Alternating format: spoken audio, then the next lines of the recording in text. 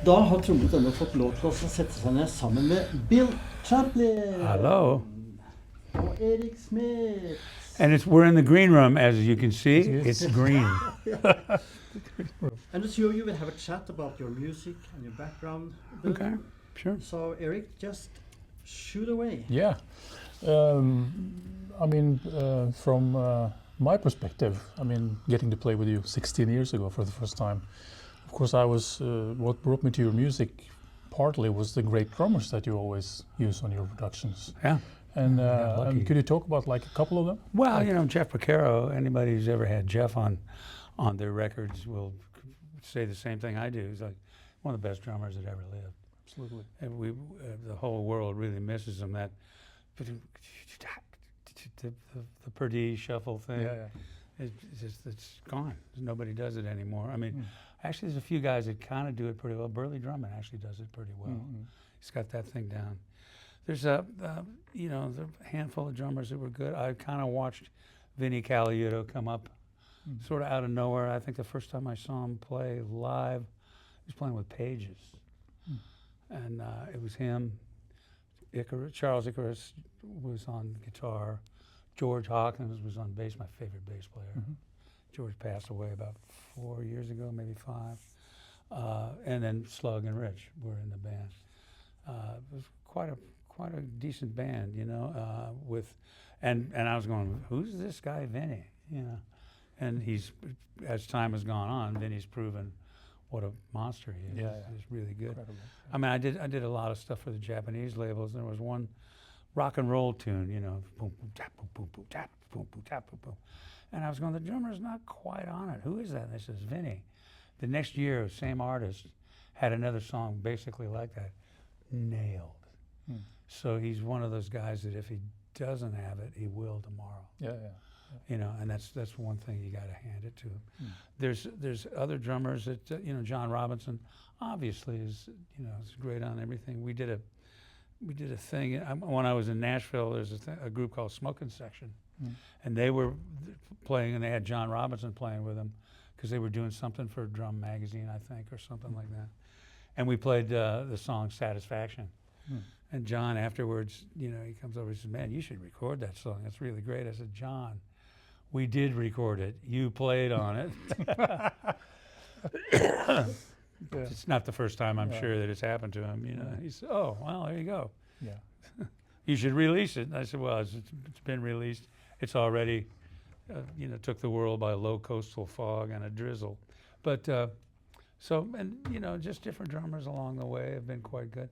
Herman Matthews is a kick in the ass. It's a great drummer. That's great. Used Herman on some tours. We used, well, we had a lot of, there's a guy that I've been working with lately named Gordon Campbell. He came up in the kind of the Bay Area church scene. Yeah. He's on a tear. He's great. He's a good singer, good piano player, good engineer. It's just one of those guys that does it all. I love Gordon's playing. It's a whole other moves. It's just a different kind of thing. And you know, and just different drummers as we go along. I know when I was doing a lot of stuff with CWF, Peter had Per Lindvall, I think his name is. Yeah, he's played on a few things here and there. That CWF was, I think they used him on a handful of things.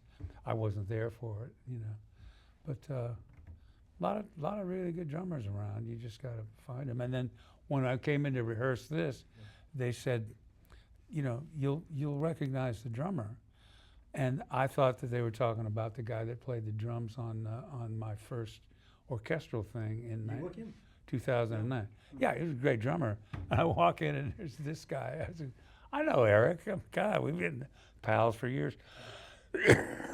And I'm just happy as a lark to have him playing. Yeah. I remember when the first time we played together on the first rehearsal 16 years ago. I think you were so good at making everybody feel comfortable and feel free to create and play whatever we wanted, because we were obviously fans of yours and your records for years, you know, all of us, and you know that TOBB, you know. Yeah. And of course I was like, okay, how is it going to work? I listened to these records with all these great guys, you know, playing, And I remember you came in and we played a couple of tunes and it sort of worked pretty right away. And then a little later on, the day or the day after, I think I asked you, you know, what do you think about or what do you pay attention to when you play with a new drummer that you don't know from before? And you said, I remember you said, well, I pay attention to it for the first 10 seconds. Yeah. And if it's okay, I don't think about it anymore. Yeah. You said. Well, I mean, I would say a really great drummer is you notice in the first maybe 3 or 4 bars, this guy's kicking it. And then the gig's over. And he just picks you up and takes you there. Which is, to me is just what this guy does. It's great. By the way, last night you were taking some risk. You were taking some chances. Yeah. I love it. Yeah. You know, I mean, there's guys that'll go in and they'll play it really safe. But I usually go in and I hand somebody a CD of my music and say, this is what I put on. Beat it. Make it better. Make it yours. So that when the band plays, there's a feeling of, this is mine. Everybody can feel like it's mine instead of, I'm just playing this other guy's parts. You know, yes, there's certain, I know when you're doing some Chicago kind of things, there's certain signatures that Danny put in an original, which are a good idea to use them at different spots. You know, yakada, yakada, ba ba ba ba. You know, it's a big giant cue that we all know is coming. Those kind of things, yeah, those signatures are pretty important, I think, at some level. And then after that, man, make it your own. Make it yours. Make it feel like so. When the band goes up to play it, everybody feels like they're part of it. You know, But you can make the stuff sound new. I'm curious, when you make a song, how much of the drum part is already ready from your perspective? Well, in the last handful of years, I've got a Pro Tools system, and I use addictive drums, and I've got a drum set in there that's just deader than a doornail.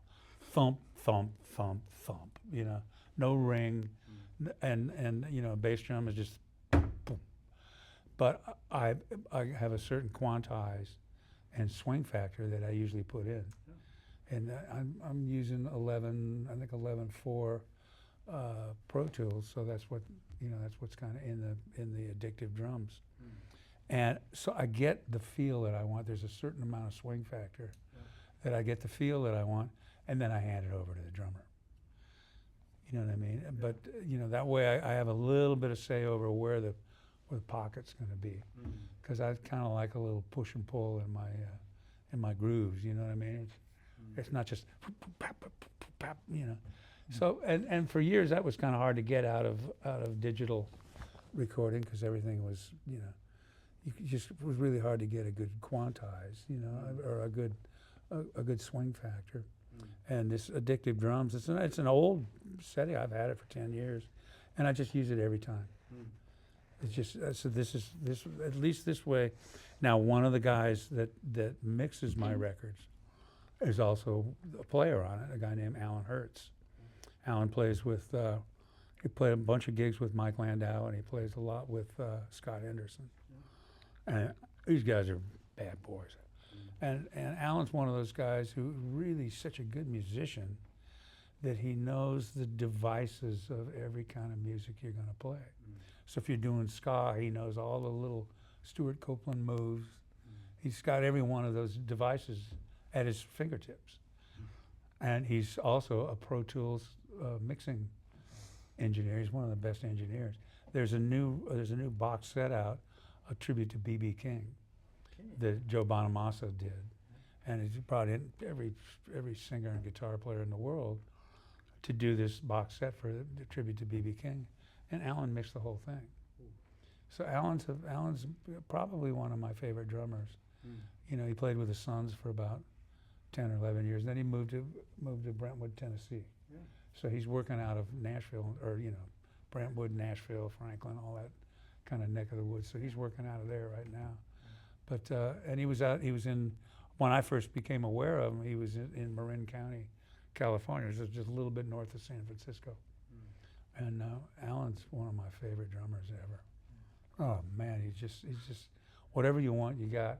And if he'll go along, and what's cool is he's like a producer. he produces the drum part. You know what I mean? If you can understand what I mean. For instance, there'll be a section in like a bridge, and it'll be boom, boom, boom, boom, boom, boom, boom, and he makes a signature out of that, and then doubles it. Cool. So it's just it's a little bit bigger. So he brings kind of a production feel to the drum parts, Wow. rather than just playing time. Ringo Starr. Ringo does that. Yeah. Yeah, He does. he did that a lot. It's funny, I was at a Christmas party, it had to be 10 years ago, and Jim Keltner was there. I've known Jimmy for years.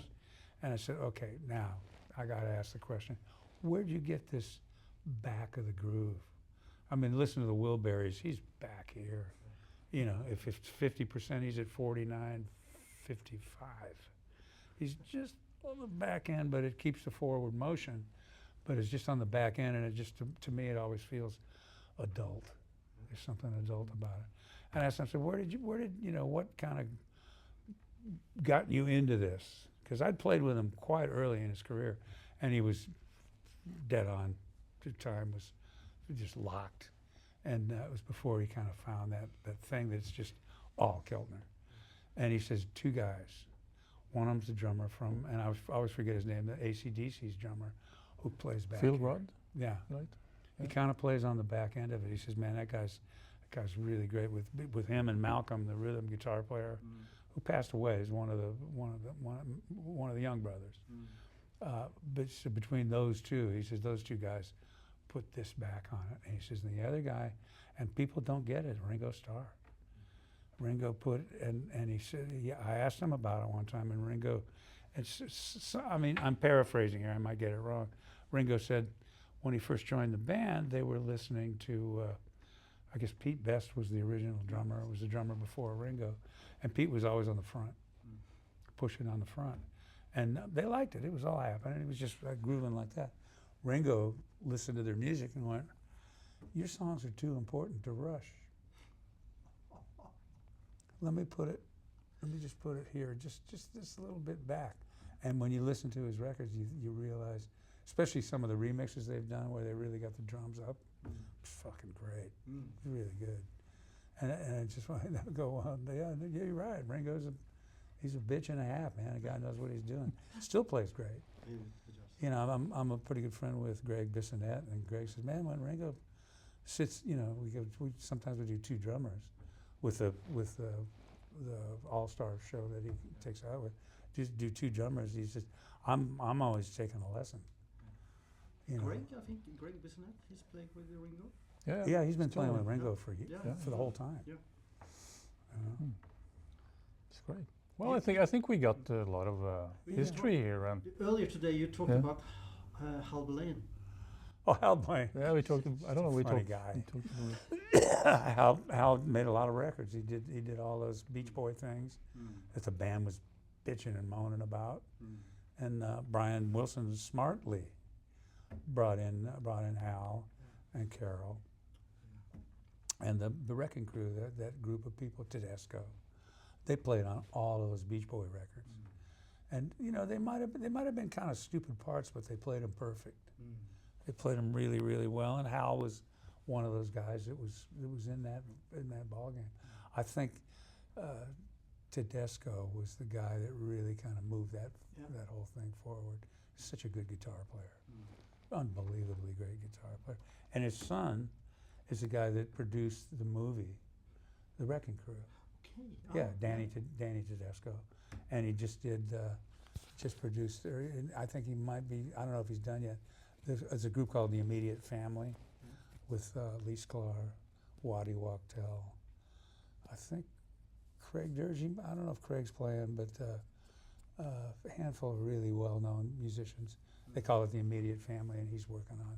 Cool. He's working on it. So he's Danny. I didn't know him that well, but I had dinner with him a couple of weeks ago with a friend of mine, and he's pretty well steeped in what's going on with the musicians and different generations of great players, you know. And there was a guy from New Orleans. I mean, and you know, there's a lot of people that somebody will come in with a band and they'll say, we need to put another drummer on it, and the band members will go, ooh, Chicago had a hard time with it. Yeah. Yeah, had a real. I mean, Danny was We did very this. unhappy about it, you know, and because Danny's a great drummer in his world.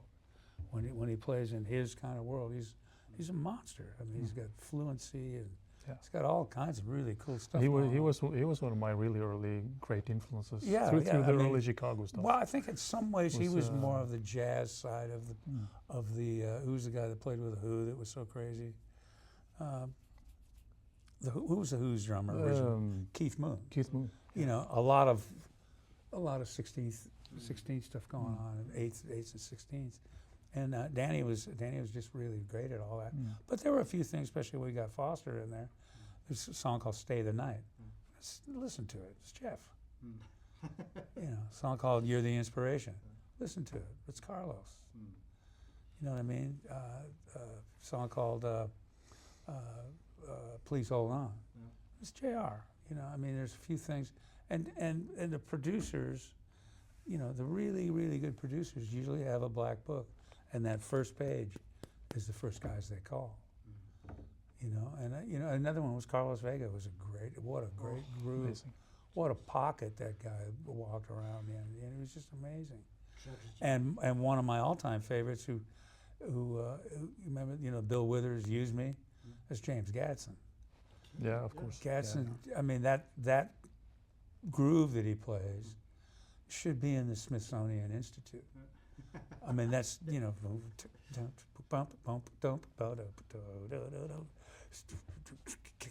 and he was the first guy to really use cross stick as a 2 and 4. Cross stick was a coloring for years, and he actually just turned a drumstick around and like really started letting it fly. James plus he's a great singer. James Gadson, he sings his butt off, man. The Watts 103rd Street Band had a hit, and the guy would stand in front of James and lip sync the hit. It was James that sang it. And I did some demos with James when I first moved to LA. I just went, this is a different world. I think I did one where it was me. I played guitar, you know, rhythm guitar on the first take, and Paul Stallworth was playing bass, and James Gadson on the drums, and I was going, okay, this LA thing ain't so bad after all, you know, because I was moving down from San Francisco. And the San Francisco scene, you know, their idea of good drummers and good grooves, maybe not what mine is. You know, we had the original Sons of Champlin. We had really great material, and I was trying to write R&B. You know, I mean, I really loved R&B. I didn't like the lyrics so much. You know what I mean? I went, wait a minute now. We've got, you know, Wilson Pickett, who said, "I'm a man and a half, and I'm gonna blow your mind." And the lyrics are kind of typical R&B lyrics. And then you got over here, you got Bob Dylan, really writing some great stuff. And I kind of went, is there any way anybody could put these things together and make it feel like the Wilson Pickett song, but make it speak like something real, something uplifting, and so I mean, my scene is in terms of writing lyrics and everything, they have to be part of the drum set. You know, there's a lot of songs that they cross the bar line at different places, and you know, just to get the words in and stuff like that. When I'm writing the lyrics, I'm really cognizant of where the pocket is, and if I can make the lyric part of the snare sound, part of the snare groove. Well, let's get a lyric that goes, I don't want you anymore.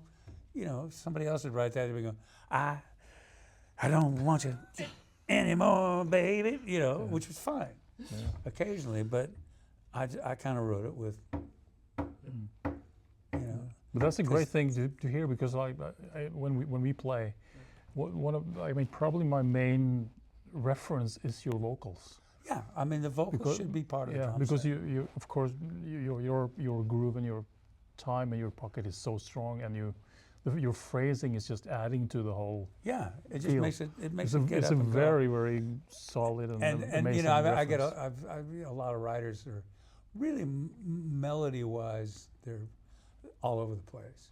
I mean, when Tamara writes, her melodies are amazing, really great melodies. But when I write them, I usually write licks. You know, melodies that are just based on licks because it just feels better. And I don't know, for me, at this stage of the game especially, if it don't feel good, why bother with it? Yeah. It's got to feel good. That's the main thing. You know, whatever that means. Oh, but it's so good. It feels good. Yeah. Yeah. And it's you know, it's like when I walked in, I saw him at the first rehearsal right here in Oslo. I just walked in, I went, oh, it's Erik. Fuck yeah. Because he sent me some stuff to play on. You know, I played some B3 on some of his instrumental stuff, and we've kind of kept pretty close. It's at some level, as close as you can get when you got 5,000 or 6,000 miles between you. You know, and I just saw him standing there, and I went, oh shit. But now I have nothing to worry about now. I mean, I'm in pretty good hands at this stage. 10-second guy. Yeah, the 10 second. Yeah. They're one of the best drummers ever. Thank you. Because Thank you. and one of the reasons why is he takes chances. Not all the time. You know, usually a lot of times it's just straight fucking time. And Jeff Porcaro had the same thing. Greg Matheson told me a great story. He says he was doing a series of like movie cues. Yeah. And Jeff was on the date. You know, it was when Greg first met him, and Jeff was probably still a teenager. You know, probably 19, maybe 20. And Greg saw that Jeff was putting it back here just a little bit. So Greg on the piano kind of went back there with him. And then they took a break to go get a coffee or something. And Jeff said, hey, Greg, stick with your time. Stick with perfect time. I'm gonna drag it back a little bit. If you go back with me, we're just all gonna end up going back. And Greg, he said, I learned that little conversation taught him a whole bunch. You know. Cool. Porcaro I remember seeing him outside of a Christmas time, outside of a store. I think his wife was in the store buying some Christmas presents for the kids or something like that. And he was, you know, just tapping on his knees, working on a part. I was just going, well, it's Jeff. Surprise, you know. Just all music, you know. We were all so completely blown out when he passed. Yeah. It was just wrong. And then Mike just passed a little while back. At one point when Hungate left the band, Jeff just said to Paige and Luke, he says, okay, now you guys are going to get a groove bass player. And they put Mike in the band, and it made things really talk. That band Toto was really great, and especially when they had Bobby back in. Because Bobby, because of how he sang up in the upstairs, it defined the bottom. Oh. I don't know how that happened, but I'd heard him with a lot of different singers, and they're all good. You know, Joe was one of them, and that guy Brian, I guess his name was. Just a handful of singers that they had. Bobby was the one that really made it talk. Oh, what a great singer, you know. And Bobby was another guy who was time. Yeah. His groove is, you know, he's doing R&B lick. Everybody says, hey, he's a rock singer. Bobby Kimball's an R&B singer. Yeah. And now he's really sick. He's got frontal temporal dementia. Okay. So he doesn't know who anybody is. He's pretty much out of it. And another guy that has that is Bruce Willis, the actor. Bruce is, you know, at one point he got aphasia. He couldn't talk. You know, you seen him in a movie lately? No. Yeah, that's why. He's been really sick. So somebody just lately handed him a harp, just a blues harp, and he just sat down in the corner and started playing harp. And you know, it was the first time anybody'd seen him smile in a long time. He's a good harp player. Yeah. You know. Cool singer. Yeah, he made a couple of Bruce Willis. He made a couple of albums. Yeah. He sang his ass off. You know. I remember. But his harp playing was really great. The guy I miss. Vocally, the guy I miss the most right now is Huey Lewis, because he's got a hearing deficiency. It's called Meniere's disease. So if he's talking to you and you're talking to him, he can hear your sentence. If there's any other noise, beside what you're saying, it just. So and you know, because I've got right now, because Alan Hertz moved to Nashville, I got Bill Gibson playing drums on with the Sons whenever we play a Sons gig, and Billy, I've known Billy, as Mike Finnegan would say, I've known him since Jesus was an altar boy, you know, and Bill was just one of those guys that he plays like this, you know, he's not this guy, and he doesn't rim shot his 2s and 4s until maybe the tag. He says, well, wait, how about does the word dynamic strike a familiar note? Play it back a little and then kick it up a little. And you know, that's another drummer that I love is Bill Gibson. Yeah. You know. Sounds like a song playing. So you're supporting the song. Pardon me? You're supporting the song. Oh, the song is everything. Yeah. You know, from what I gather, it's just all about. It's all about the song. It always has been. It seems like that's what's made it go. I know there was my guy who was managing me for a while was over in. He went over to meet him, where all the publishers and all the songwriters and everybody was there, and Clive Davis did a talk, and this was right when hip hop was really starting to go that way, and Clive Davis just said, "All right, you're all fucking up real bad, because you're putting all of your eggs in the hip hop basket." He said, "It's always going to come back around to singers and songs. That's what's going to make this go. That's what's always made it go, and that's what's always going to make it go. You hear that much rap on the radio anymore? No, it's all singers. There's a buttload of good singers out there right now. So as much as I hate to say it, I mean, because I'm not really part of it, but now's a really cool time for music. There's a lot of good music out there. I mean, my wife is just in love with Fall Out Boy. She loves that band. That singer's got U.S. Steel stamped across his throat. He'll go 3.5 hours singing full tilt right in his screech range. Never go flat once. Wow. He's just one of those bad boys. That, you know, gotta love him. You know. Cool. And then there's your obvious Stevie Wonders and cats that are just ridiculous. You know. So good. Stevie's. I mean, there's nothing like that in the world. You know, that's a one of a kind. You know, I knew it. Well, Fingertips was obvious, but right away, the minute he started making records when he was a kid, I just knew right away, this guy's got it. He's going to be around for a long time. And no matter what happens, no matter how rich or famous he gets better on the piano. You know, Toots Thielman was doing a gig one time. That's a real jazz harp player. Yeah. And suddenly there was another harp playing. He turned around, it was Stevie Wonder. Playing with Toots. Like, well, okay. And he got right up there with him. Yeah. You know, knows all the jazz licks. The guy's just, he's one of those things. It's like when Steely Dan, at some point of the game, they had regular music, pop music. Ricky, don't lose that number. All really great. A nice little surprise chord here and there. But at some point, this music started pulling them. And I'm sure their manager was going, no. I want Ricky to lose that number 5 more times, because that's where the money, it's proven where the money is. And they just let the music take them where it wanted them to go. And wow, the rest is history, Some really, really good music. And some pretty close friends with Tom Scott.